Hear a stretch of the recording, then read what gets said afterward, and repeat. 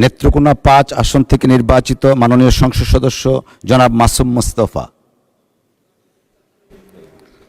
মাননীয় স্পিকার, আপনাকে ধন্যবাদ। আমি আল্লাহ রাব্বুল আলামিনের শুকরিয়া জ্ঞাপন করছি, যিনি আমাকে এই মহান সংসদে দাঁড়িয়ে কথা বলার সুযোগ করে দিয়েছেন। পাশাপাশি আমার পূর্বধলার সর্বস্তরের জনগণকে আন্তরিক অভিনন্দন জানাচ্ছি। মাননীয় স্পিকার, আসনের দিক থেকে আমি আপনার প্রতিবেশী, এই হিসাবে প্রতিবেশীর হক অনেক বেশি। আমি অনেকক্ষণ যাবত আশা করতেছি যে আমাকে একটু সুযোগ দিবেন, ভবিষ্যতে আশা করি সেই সুযোগটা আমি পাব। মাননীয় স্পিকার, আমাদের যুব সমাজ এবং ছাত্র সমাজকে মোবাইল আসক্তি এবং মাদকাসক্তি থেকে রক্ষা করার জন্য খেলাধুলার প্রতি খেলাধুলার জন্য তাদেরকে স্টেডিয়ামের প্রয়োজন। আমি আমার নির্বাচনী এলাকা ১৬১ নেত্রকোনা ৫ আগামী অর্থ বছরে একটি স্টেডিয়াম স্থাপন হবে কি না মাননীয় মন্ত্রীর কাছে জানতে চাই, মন্ত্রী মহোদয়ের কাছে। ধন্যবাদ আপনাকে।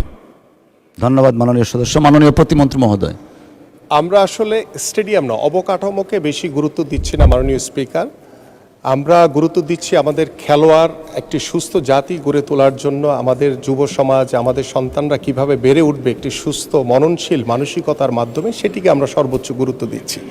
সো যেহেতু আমাদের ৪৯৫টি উপজেলায় মাননীয় স্পিকার আমাদের মিনি স্টেডিয়ামের যে পরিকল্পনা এবং কিছু কার্যক্রম আমাদের চলমান রয়েছে, সো আমরা যেটি করছি আমাদের ৬৪টি জেলায় আমরা পর্যায়ক্রমে স্পোর্টস ভিলেজ তৈরি করব। সেখানে ইনডোর সুবিধা সম্পন্ন বিভিন্ন পর্যায়ের আমাদের যে ইনডোর ফ্যাসিলিটিস, যে ইনডোর গেমসগুলো রয়েছে সেখানে তারা খেলতে পারবে। সো আমরা প্রথম অর্থ বছরে আমাদের যেটি পরিকল্পনা রয়েছে সেটি আমরা 10টি, আমাদের যেহেতু বিভাগ রয়েছে 8টি, পাশাপাশি আমরা কুমিল্লা এবং ফরিদপুরকে সাথে রেখে আমরা 10টি স্পোর্টস ভিলেজ আমরা ইনশাল্লাহ প্রথম পর্যায়ে শুরু করব।